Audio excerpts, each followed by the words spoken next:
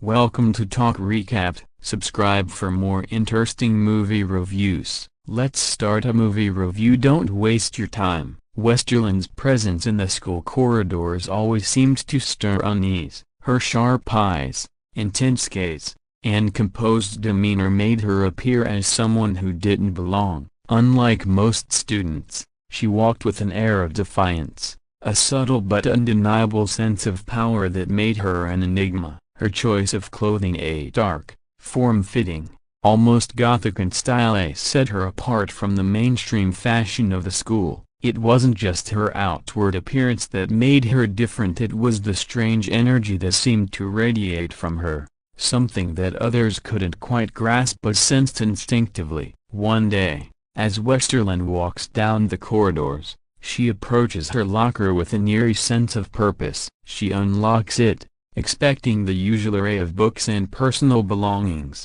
but instead, finds something far more sinister. Her brother, tied up and barely conscious, crammed into the confined space of the locker. Shocked, she immediately unties him, but as she touches his hands, her body is suddenly overcome by a surge of visions, unclear and jumbled.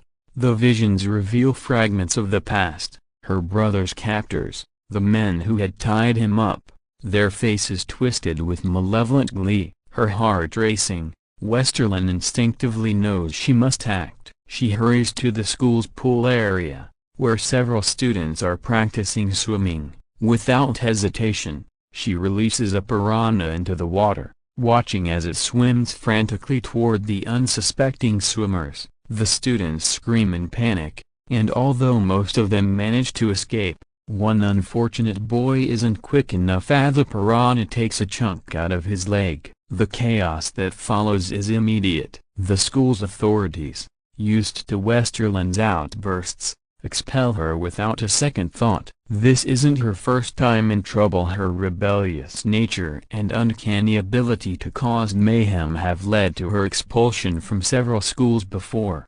Despite the disappointment in her parents' eyes, they know this is part of who she is. Her father, a stern yet caring figure, and her mother, more empathetic but equally concerned, decide to enroll her in a new institution, Nevermore Academy. They have no choice, as no other school seems to tolerate Westerland's unique combination of intelligence, unpredictability, and dark past. The decision is final, and so they travel to the academy. As the family approaches Nevermore Academy, they are greeted by an ominous aura. The school, located on the outskirts of the city and surrounded by dense forests, seems to pulse with mystery. It's a place where outcasts, the misunderstood, and the odd are accepted. Some say the academy is a sanctuary for those who don't fit into the rigid societal norms, while others claim it's a prison for the eccentric. Regardless of the rumors,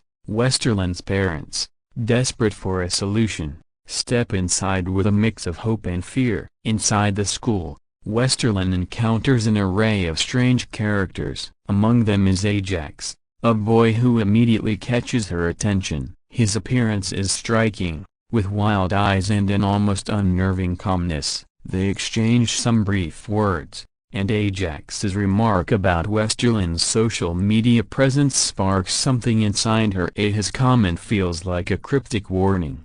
Despite the academy's grandiose facade, Westerland senses something off about the place. She feels the weight of unseen eyes following her every move. As she walks through the corridors, it's clear that her reputation precedes her. Everyone seems to know her story, and whispers follow her wherever she goes. One evening, as Westerland retreats to her room, she finds herself once again facing the inexplicable. A statue in the courtyard, an unnerving reminder of something she can't fully grasp, begins to loom over her thoughts. As she approaches it, a sudden sense of dread fills her. There's something hidden within its structure, something related to her family, and her growing suspicions about the academy begin to unfold. Westerland's time at Nevermore Academy isn't quiet for long. On her first day at the school, she experiences a peculiar event, a near-death incident. As she walks across the campus,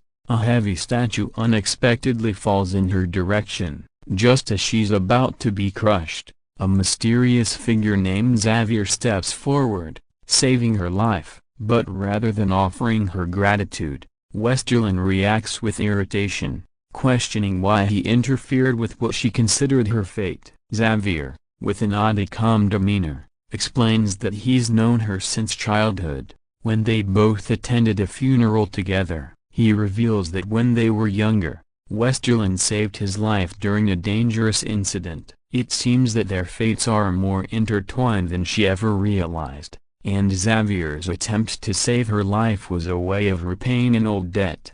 But as Westerlin's visions intensify, she begins to question whether Xavier's motives are truly as pure as they seem. A series of cryptic dreams lead her to believe that something larger is at play. The more she learns about the history of Nevermore, the more she uncovers troubling secrets. One night, as Westerlin digs through her family's past, she uncovers a shocking truth.